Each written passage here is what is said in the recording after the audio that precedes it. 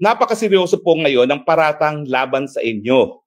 Isang testigo na nabayaran na, isang testigo na nagamitan ng gobyerno, isang testigo na pinoprotektahan ng gobyerno ang nagsasabi na kayo daw po ang nagbayad sa kanya para magtanim ng ebidensya at testimonya laban sa inyong mga kalaban sa politika. Wala po talagang karapatan manatili sa Senado ang isang tao na magtatanim ebidensya. Kaya imbis na ako po ang inyong puntiryahin, ayusin nyo na lang po ang depensa sa Ethics Committee. Sa aking kaalaman, kauna-unahang pagkakataon po sa Pilipinas na mayroong isang senador na pinagbintangan ng tanim ebidensya at tanim testigo.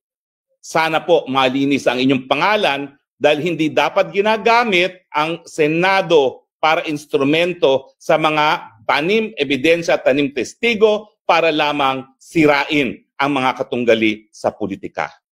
Yan po, kapag napatunayan, ay pagtataksil sa katungkulan, yan po ay pagtataksil sa institusyon, at yan po ay isang krimen.